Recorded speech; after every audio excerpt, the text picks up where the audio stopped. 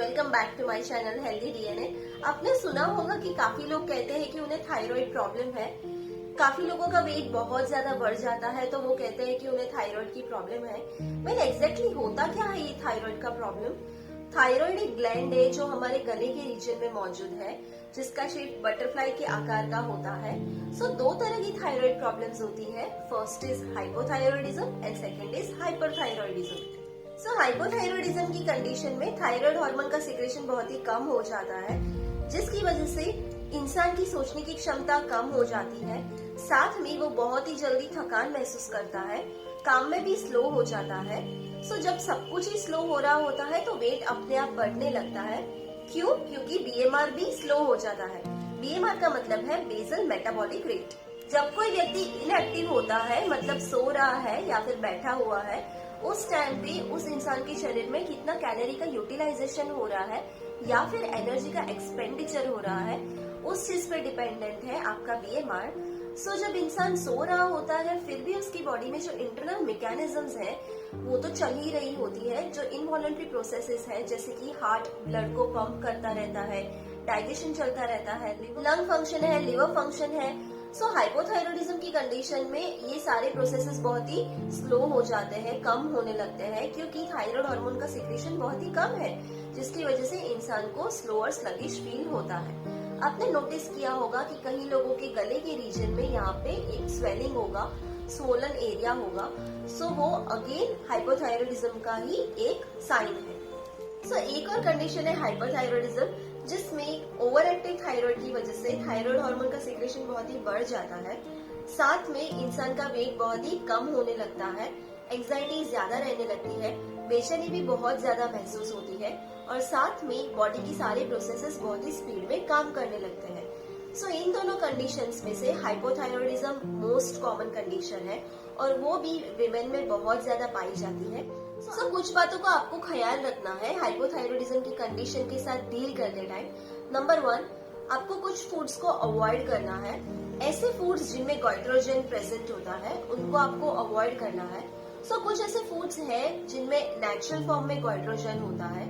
First is soya foods like tofu.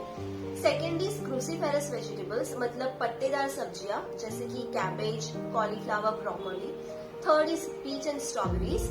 Fourth is sweet potatoes. अगर आप इनको completely avoid नहीं कर सकते तो कोई बात नहीं, पर आप इनकी मात्रा को अपनी डेली डाइट में थोड़ा कम कर दीजिए। अब हम कुछ फूड्स के बारे में बात करेंगे जिनको आपको अपनी डेली डाइट में अवश्य इंक्लूड करना है। दो ऐसे मिनरल्स है, आयोडीन एंड सेलेनियम, जो आपकी थायराइड की ऑप्टिमल फंक्शनिंग और हेल्दी कंडीशन में रहने के लिए बहुत ही इम्पोर्टेंट है। वन ऑफ द कॉजेज जिसकी वजह से हाइपोथायरॉयडिज्म होता है वो है आयोडीन की डेफिशिएंसी की वजह से। आपको आयोडीन रिच फूड्स को अपनी डाइट में रोज इंक्लूड करना है। डेयरी प्रोडक्ट्स लाइक मिल्क, चीज, पनीर और कर्ड की क्वांटिटी आपको अपनी डाइट में इंक्रीज कर देनी है। Next is selenium rich foods. Selenium की वजह से आपकी बॉडी में टीपीओ का लेवल कम होता है, विच इज थायराइड पेरोक्सिडेज एंटीबॉडीज, जिसकी वजह से हाइपोथायरॉयडिज्म के सिम्टम्स भी थोड़े कम होने लगते हैं। सनफ्लावर सीड्स, ब्राउन राइस और yogurt are rich in selenium और इनको आप चाहो तो दिन में 3 से 4 बार कंज्यूम कर सकते हैं। Next are certain yogasanas. Yoga की वजह से आपकी बॉडी में टीएसएच का सिक्रेशन बढ़ता है, which is thyroid stimulating hormone, जिसका सिक्रेशन पिट्यूटरी ग्लैंड से होता है। कुछ योगासन्स ऐसे हैं जो न सिर्फ आपके टीएसएच के सिक्रेशन को इंक्रीज करते हैं पर आपकी पिट्यूटरी ग्लैंड को भी एक्टिव रखते हैं। नंबर 1 इज भुजंग आसन। भुजंग आसन में आप अपनी हेड को लिफ्ट करके पीछे की ओर करते हैं, जिसकी वजह से आपके नेक में स्ट्रेचिंग आता है और बैक में कंप्रेशन आता है, जिसकी वजह से ये दोनों ही प्लेसेस साइमल्टेनियसली एक्टिव होती है। इसी के साथ साथ कुछ और बैक बेंडिंग आसन है, जैसे कि धनुर्वक्रासन, उष्ट्रासन और चक्रासन। इन सब आसनों में भी काफी सारा स्ट्रेचिंग होता है, जिसकी वजह से अगेन ये दोनों प्लेसेस एक्टिव होती है।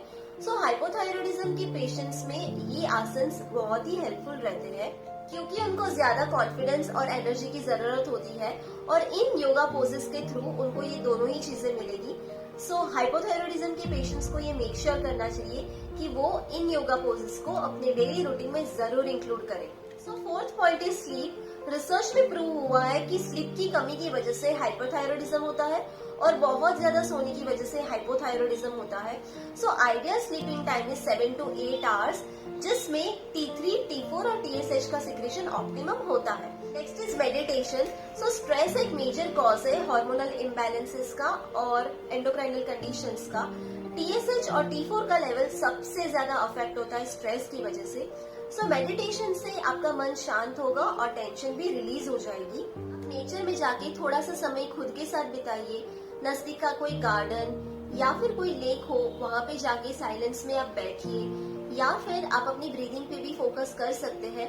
Deep breathing, inhalation, exhalation and holding, इन सब की वजह से आपका मन काफी शांत होगा। अगर आपका मन फिर भी बहुत बेचैन है, बहुत सारे थॉट्स उनमें आ रहे हैं, तो आप साउंड और लाइट म्यूजिक पे भी मेडिटेट कर सकते हैं। कोई भी healing sound, nature sound, bird sound, water sound पे फोकस करें और उस पर मेडिटेट करें। इसको निष्पन्द भाव कहते हैं। सो हाइपोथायरॉयडिज्म एक ऐसी कंडीशन है जिसमें आप थोड़ी बहुत लाइफस्टाइल चेंजेस की वजह से इसको ओवरकम कर सकते हैं और एक सस्टेनेबल लॉन्ग लास्टिंग चेंज से इस प्रॉब्लम को दूर भी कर सकते हैं। इन सब के साथ साथ कुछ इंपॉर्टेंट प्रिकॉशंस है जिनको आपको फॉलो करना चाहिए। नंबर 1, आपको थायराइड मेडिकेशन को उठने के तुरंत बाद मॉर्निंग में खाली पेट लेना है। नंबर 2, थायराइड मेडिकेशन लेने के 1 घंटे तक आपको कुछ भी खाना पीना नहीं है, चाय कॉफी भी नहीं लेनी है, आप सिर्फ पानी पी सकते हैं। नंबर 3, थायराइड मेडिकेशन लेने के 6 घंटे तक आपको आयरन और कैल्शियम की टैबलेट्स बिल्कुल नहीं लेनी है, क्योंकि इन सप्लीमेंट्स की वजह से आपको थायराइड मेडिकेशन का एब्जॉर्प्शन हैम्पर होता है। And the last is antacids. जी हाँ, एंटासिड्स की वजह से आपके स्टमक का एसिडिटी लेवल रिड्यूस होता है, जिसकी वजह से वंस अगेन आपकी थायराइड की टैबलेट का एब्जॉर्प्शन सही से नहीं हो पाता है। इसके अलावा अगर आपको हाइपोथायरॉयडिज्म से रिलेटेड कोई भी क्वेश्चंस या क्वेरीज हो तो आप अपने डॉक्टर की सलाह जरूर ले सकते हैं। सो फ्रेंड्स, आज की वीडियो में बस इतना ही। अगर आपको ये वीडियो पसंद आया हो तो इसे जरूर लाइक कीजिए और ज्यादा से ज्यादा लोगों के साथ इसे शेयर भी कीजिए। अगर आपने मेरी चैनल को अब तक सब्सक्राइब ना किया हो तो जरूर कर दीजिए, ताकि ऐसी और इंटरेस्टिंग हेल्थ रिलेटेड वीडियोस मैं आप तक लेकर आती रहूं।